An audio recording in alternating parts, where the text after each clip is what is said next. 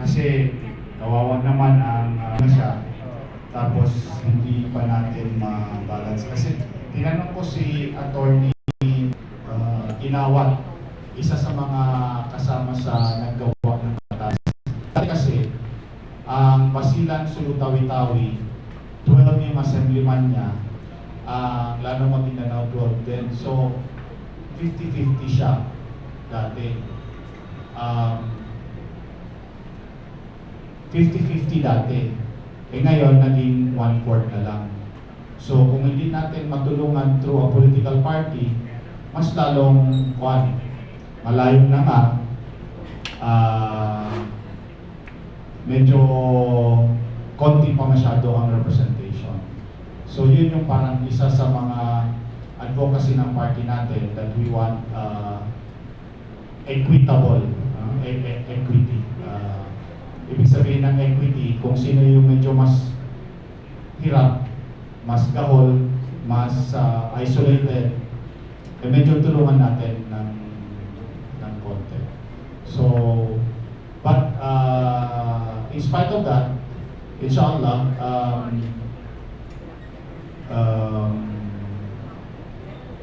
we hope na maging means pa rin siya wherein our party will be able to also address yung mga areas na hindi naman kasama ng mga malalaking grupo dito sa mainland, from Lanao del Sur to Maguindanao.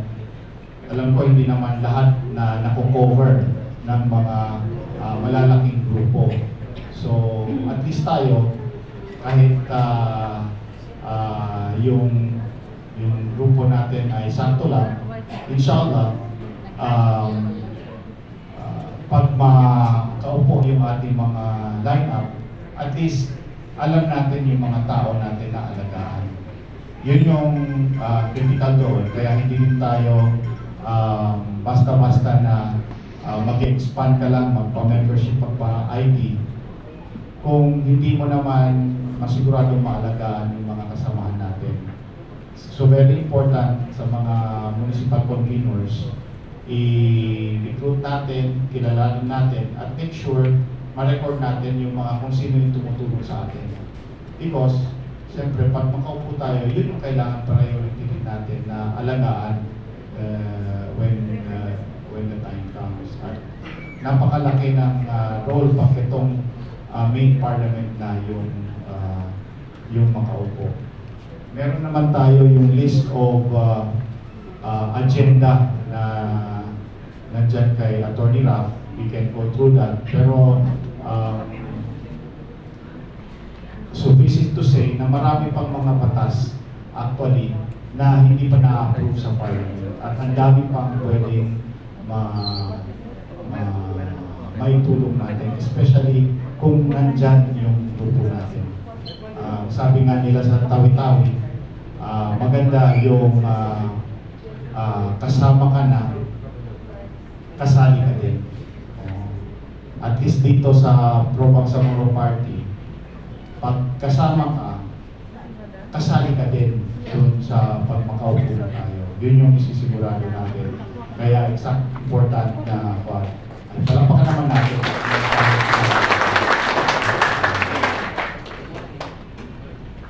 So,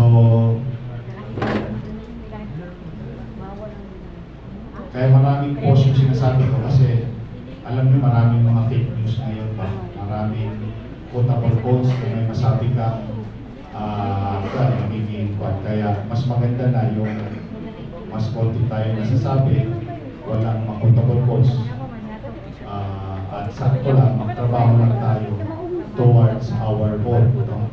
Ang target natin dapat sa per nominee dapat 40,000 votes. 40,000. So kung 40,000 isang nominee, 80, 120, 200, 250, yun yung iba natin. Pero hindi tayo pwedeng mag-calculate in the open because yun na, ayaw natin makagising ng inggit galing sa iba o mamisquote.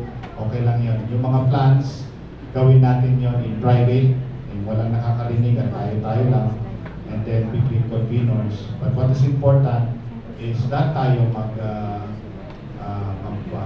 magtulungan, because inshallah, basta kasama kayo dito sa grupo natin, pag nakamit natin ay kasali din tayo lahat in moving forward. So with that, thank you very much.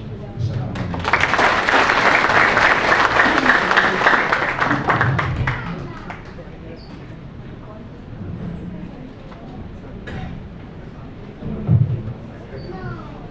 Thank you, Sir MP Don, for your leadership, vision, and unwavering guidance in the party and the Bangsamoro